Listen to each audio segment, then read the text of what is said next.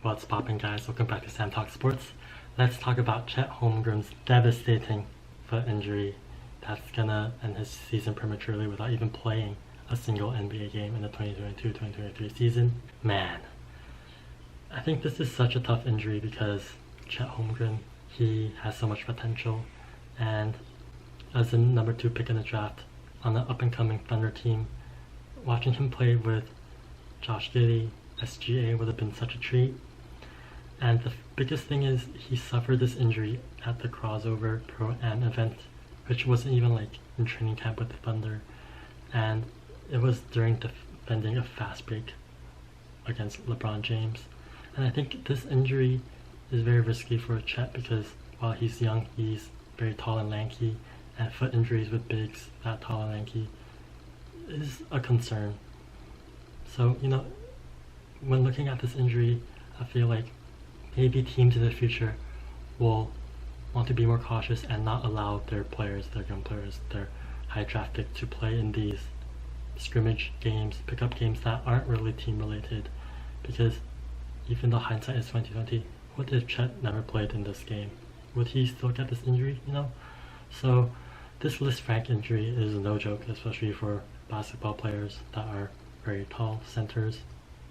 And I think the fact that it happened so early in the career of Chet Holmgren may be a blessing disguised in the sense that he's able to gain more muscle, he's able to have a year off to really train, develop, learn how to move his body and get used to the NBA, pace, kind of like a Ben Simmons scenario where he missed the first season.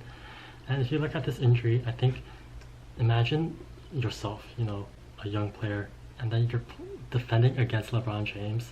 I don't care what kind of game it is, even though it's not an NBA regular season game. Even if it's a pickup game or something, you're gonna instinctively, naturally want to give 110% and defend as well as you can. And I think that's kind of what led to this injury for Chet, because he was going all out. Maybe when he should have not gotten, put in that much effort, especially since the season hasn't even begun. But if you look at this play, it seemed like a very non-malignant type of play, but Chet came up limping at the end, so let's watch it.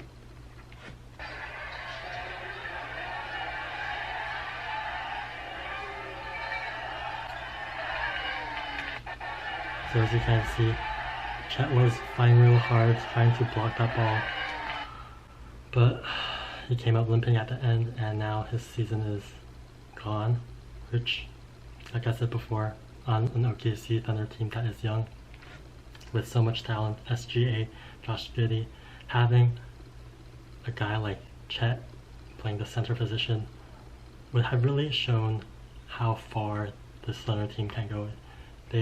Even though they really aren't playoff contenders this year, building that chemistry between all these young players is invaluable. And if you look at Chet and how he performed in college, fantastic shooting numbers, 3.7 block.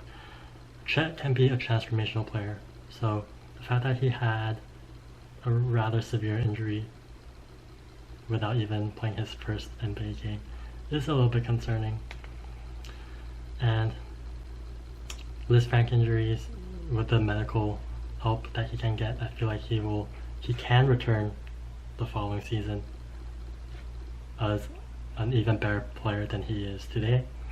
But like I mentioned before, hindsight is 2020, but Jabari Smith Jr. was kind of the consensus number 1 pick for most people, and the fact that the Thunder passed on Jabari Smith, who I think is going to have a dynamite year this season, at least in the short term, I feel for Thunder fans, because if you watch Jabari Smith dunk the ball, have a crazy, shooting night, scoring 34 points, you're gonna wonder a little bit to yourself, man, had we gotten Jabari Smith, what would have our team been like? Even though I feel like Chet is a better fit for the Thunder, we're gonna have to wait another year. So wishing Chet a speedy recovery. He's young. I think he's gonna recover just fine, and yeah, it's a little bit disappointing for fans wanting to watch such a young, youthful Thunder team play some games, show up in the highlight reel with a connection like an alley-oop, SGA passes to Josh Giddey, and then Josh Giddey throws the ball to Holmgren, who smashes it. But we're gonna have to wait, and that's why injuries are always tough, man. But I think Chet is gonna come back just fine. We shall see. Let me know your thoughts in the comment section down below. And thank you guys so much for watching. Don't forget to live a spicy life. Peace.